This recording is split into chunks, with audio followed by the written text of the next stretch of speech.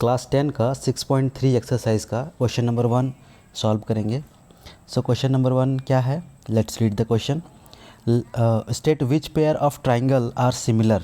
Okay, write the similarity criterion used by you for answering the question and also write the pair of similar triangles in symbolic form.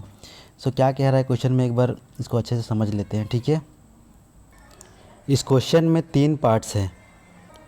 पहली बात तो हमें ये पूछा है कि कौन कौन सा पेयर जो है वो सिमिलर है, मतलब ये एक पेयर यहाँ पे है, एक पेयर यहाँ है क्वेश्चन नंबर 2 में, क्वेश्चन नंबर 3 में एक पेयर है, क्वेश्चन नंबर 4 में है, इस तरह से 5 और 6 में भी सब में एक पेयर है। तो सबसे पहले हमें ये डिसाइड करना होगा कि कौन सा पेयर सिमिलर है। अगर वो सिमिलर है तो आपको नेक्स्ट क्वेश्चन ये पूछा गया है कि used by right the similarity criterion used by you. अगर कोई ट्राइंगल्स दोनों सिमिलर है तो सिमिलरिटी क्राइटेरियन क्या यूज़ किया गया है उसको भी लिखना है। And also write the pair of similar triangles in the symbolic form, को सिम्बॉलिक फॉर्म में भी रिप्रेजेंट करना है कि A B C is similar to P Q R है या क्यू पी आर है या आर पी क्यू है। ठीक है, so let's start the answering. So first question में है A B C and P Q R. So कोई भी दो ट्राइंगल सिमिलर है कि नहीं, बस ये देखने के लिए आपको सिर्फ 2 कंडीशंस याद रखने होंगे। कि पहला कंडीशन तो ये है कि करस्पॉन्डिंग एंगल्स इक्वल होने चाहिए, सबके सब करस्पॉन्डिंग एंगल्स इक्वल होने चाहिए। यहाँ भी 60, यहाँ भी 60 है, 80 80, 40 and 40। So all the corresponding angles are equal here, so these 2 triangles are similar. So triangle we can write here that question number first में हम लिख सकते हैं triangle A B C is similar to P Q R. ये हमने देख लिया कि दोनों ट्राइंगल सिमिलर है और हमने सिंबॉलिक फॉर्म में भी लिख दिया है। अब हमें लिखना है कि किस क्राइटेरिया का हमने यूज़ किया है। सो यहाँ पे हमने यूज़ किया है एंगल एंगल एंगल क्राइटेरिया का। ठीक है, तीनों एंगल इक्वल हैं, इसलिए हमने angle angle angle similarity criteria का यूज़ किया है। और सेकेंड कंडीशन क्या है कि सिमिलर देखने के लिए कि आपका जो भी करस्पॉन्डिंग साइड है उसका रेशियो इक्वल होना चाहिए। मतलब चलिए सेकेंड क्वेश्चन में देखते हैं, शायद इसमें होगा रेशियो देखने के लिए। सेकेंड में देखते हैं A B C and P Q R में देखिए ए बी इक्वल टू 2 है, also B C equal to 2.5 है और ए सी इक्वल टू 3 है। ठीक है, और नेक्स्ट ट्राइंगल में, सेकेंड ट्राइंगल में पी क्यू दिया हुआ है हमारा 6, P R is equals to 5। ठीक है, and Q R is equals to 4 given है। इन दोनों ट्राइंगल्स को अगर ध्यान से देखें आप, इन दोनों ट्राइंगल्स को अगर आप ध्यान से देखें तो ए बी जो है वो क्यू आर का हाफ है और ए सी जो है वो पी क्यू का हाफ है और बी सी पी आर का हाफ है। अब देखिए, तो यहाँ हम कह सकते हैं कि करस्पॉन्डिंग साइड्स का रेशियो इक्वल है। So now I am erasing the first part of this question. So in both the triangles AB by QR is equal to BC by PR। ठीक है, BC by PR is equals to AC by PQ। ये सभी 1/2 ही हैं, सभी 1/2 है। सो हम कह सकते हैं कि ये दोनों ट्राइंगल्स भी सिमिलर ही हैं। ये दोनों ट्राइंगल थोड़ा सा उल्टा घुमा करके डायग्राम दे दिया था आपको कंफ्यूज करने के लिए, but no need to confuse here, just look at the both the triangles so that you can easily justify your answer. So अब हमें चैलेंज ये है हमारे पास कि इसको सिंबॉलिक फॉर्म में कैसे लिखें। A B C is similar to which triangle, means P Q R लिखें या पी आर क्यू लिखें, कोई भी अगर लिख दोगे आप तो ये गलत हो जाएगा। एक सिंबॉलिक प्रॉपर वे में लिखा जाता है, सीक्वेंस को फॉलो किया जाता है। तो हम लोग देखते हैं क्या है सीक्वेंस को फॉलो करना। तो मैं इसको थोड़ा इरेज कर रहा हूँ नीचे।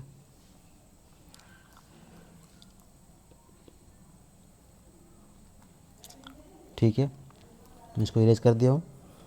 सो हम लोग अगर ए बी सी, अगर हम लोग पहले ए बी सी ले रहे हैं, आप कैसे भी लिख सकते हैं, ए सी भी लिख सकते हैं या सी ए भी लिख सकते हैं, लेकिन आपको जब नेक्स्ट ट्रायंगल आप लिखोगे, सेकेंड वाला ट्रायंगल, तो फिर आपको केयरफुल रहना है। ठीक है, सो ए बी सी मतलब ए बी को पहले लिया था, तो ये A B is equals to 2 है। इसका डबल क्या था हमारे पास, क्यू आर, तो हमें क्यू आर लेना पड़ेगा, क्यू आर। ठीक है, उसके बाद बी सी लिया था, मतलब बी सी का करस्पॉन्डिंग कौन सा साइड था, 2.5 का डबल था 5, सो क्यू आर देन पी। ये हो गया आपका सिमिलर ट्राइंगल।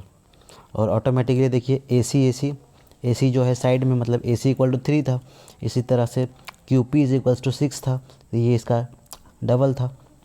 सो ये हो गया आपका सिंबॉलिक फॉर्म में, और ये दोनों ट्राइंगल सिमिलर है। ठीक है, now going for the third part of this question. Now I am erasing the whole part, you can take the screenshot.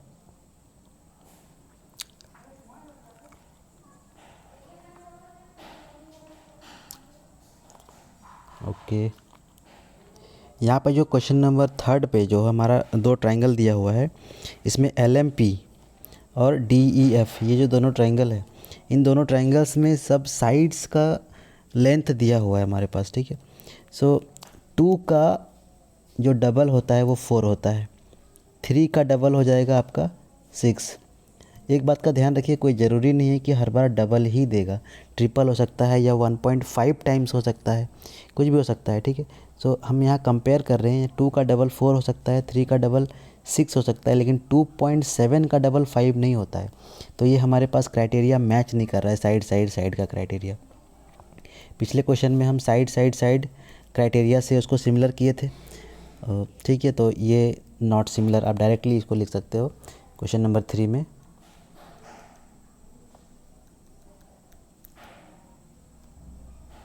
Question number 3 में आप डायरेक्ट लिख सकते हो कि the L M P is not similar to D E F. ठीक है, now going for the 4th question. The 4th question में क्या है, हमारा 2 ट्राइंगल फिर से गिवन है, एम एन एल ये ट्राइंगल, और ये पी क्यू आर। इन दोनों ट्राइंगल्स में आप देखिए 5 का डबल है 10 और 2.5 का डबल 6 नहीं है। ठीक है, सो यहाँ भी ये दोनों ट्राइंगल सिमिलर नहीं होंगे। एक कंडीशन में ये दोनों ट्राइंगल सिमिलर हो सकता था, अगर ये 2.5 का डबल यहाँ पे एक साइड होता, क्योंकि हमारे पास एक 70 डिग्री का एंगल दोनों ही ट्राइंगल में गिवन था, तो साइड एंगल साइड क्राइटेरिया से ये दोनों ही ट्राइंगल सिमिलर हो सकते थे। सो ये दोनों ट्राइंगल फ़िलहाल सिमिलर नहीं है। सो हम लोग नेक्स्ट क्वेश्चन पे जाएंगे। A B C and D E F, इसमें 3 का डबल है 6 और 2.5 का डबल है 5, लेकिन आप देखिए इंक्लूडेड एंगल इसमें नहीं दिया हुआ है।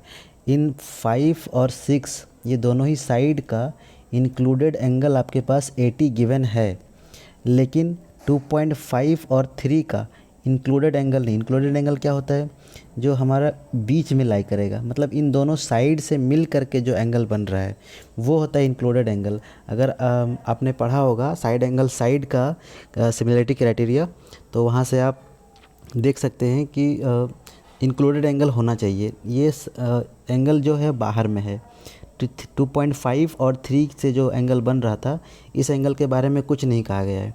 सो यहाँ पे हम कह सकते हैं कि ये दोनों ट्रायंगल भी सिमिलर नहीं हैं। ठीक है, ये दोनों ट्रायंगल भी सिमिलर नहीं है। सो लास्ट क्वेश्चन की तरफ बढ़ते हैं, क्वेश्चन नंबर 6 पे। 70 80 दो एंगल दिया हुआ है, इसका भी दो एंगल दिया हुआ है। तो इन दोनों एंगल्स, दोनों ट्राइंगल्स में देखिए जो रेस्ट ऑफ द एंगल होगा ये वाला एंगल, मतलब मैं बड़ा सा एक बना लेता हूँ यहाँ पे आपको समझाने के लिए। ये जो एंगल ट्राइंगल बनेगा DEF, ये हो जाएगा आपका 70 और ये 80। ये एंगल कितना बचेगा 70 80 एंड 180 होने के लिए यहाँ पे 30 होना चाहिए। और इस ट्राइंगल में भी देखिए PQR में भी इस ट्राइंगल में भी आपका इसमें 80 दिया हुआ है और 30 दिया हुआ है। तो ये बचा कितना 180 होने के लिए 70 चाहिए होगा। तो ये इसमें भी और इसमें भी तीनों के तीनों एंगल्स इक्वल है। सो जब तीनों एंगल्स इक्वल होते हैं तो एंगल सिमिलरिटी क्राइटेरिया से ये दोनों ट्राइंगल सिमिलर हो जाएंगे। और आपको जब सिंबॉलिक फॉर्म में लिखा जाने के लिए कहा जा रहा होगा तब आपको केयरफुल रहना है, बहुत ही केयरफुल रहना है। That so DEF is similar to which triangle. देखिए हम D से स्टार्ट कर रहे हैं जो कि 70 डिग्री है, मतलब हमें हमेशा P से स्टार्ट करना पड़ेगा क्योंकि P हमें 70 डिग्री मिला था। E के पास गए, D के बाद मतलब 80 डिग्री के पास गए, तो P से फिर इस ट्राइंगल में 80 डिग्री के पास आना पड़ेगा। सो Q के पास आना पड़ेगा और जो बचा उसको लिख दीजिए PQR। DEF is similar to PQR, ठीक है। सो ये दोनों ट्राइंगल भी सिमिलर थे। बस इतना ही सा था क्वेश्चन। अगर कोई भी प्रॉब्लम हो तो आप मुझे कमेंट कर सकते हैं, you can comment me. Okay, thank you.